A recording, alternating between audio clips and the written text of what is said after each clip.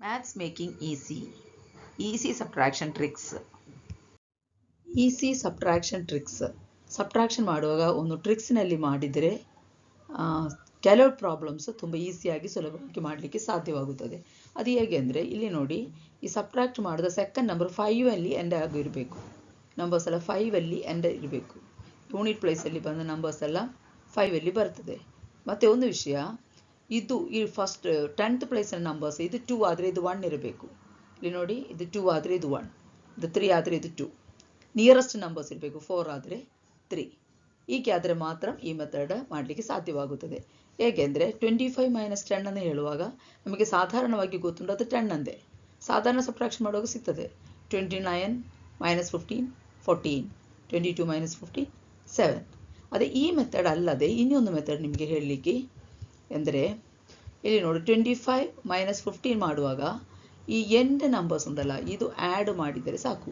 5 + 5 10. ಅದಾದರೆ 29 - 15 ಅಂದರೆ 9 + 5 14. 22 - 15 ಅಂದರೆ 2 + 5 7. ಇದೇ ಥರ ಮಾಡಲಿಕ್ಕೆ ಸಾಧ್ಯವಾಗುತ್ತದೆ. 34 - 25 ಅಂದರೆ 4 + 5. ಓಕೆ, ಇದೆರಡು ಯೂನಿಟ್ ಪ್ಲೇಸ್ ಆ್ಯಡ್ ಮಾಡುವಾಗ ಸಿಗ್ತದೆ.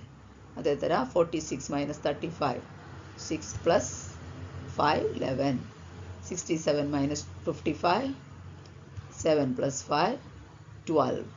ಓಕೆ, ಇದೇ ಥರ 12 - 5 ಅಂದರೆ 2 + 5 7. 19 - 5 ಅಂದರೆ 9 + 5 14. 11 - 5 ಅಂದರೆ 1 + 5 6. ಇದೇ ಥರ ಮಾಡುವಾಗ ತುಂಬ ಸುಲಭವಾಗಿ ಮಿಸ್ಟೇಕ್ ಇಲ್ಲದೆ ಮಾಡಲಿಕ್ಕೆ ಸಾಧ್ಯವಾಗುತ್ತದೆ. ಒಂದು ವಿಷಯ ಪ್ರಾಕ್ಟೀಸ್ ಇರಬೇಕು ಅಷ್ಟೇ.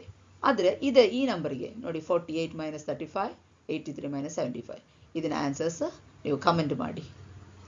ಓಕೆ, ಇದೇ ಥರ ಟಿಪ್ಸ್ ಮತ್ತು ಟ್ರಿಕ್ಸ್ ಮೂಲಕವಾಗಿ ಪ್ರಾಕ್ಟೀಸ್ ಮಾಡಲಿಕ್ಕೆ ಈ ಚಾನಲ್ ಸಬ್ಸ್ಕ್ರೈಬ್ ಮಾಡಿ.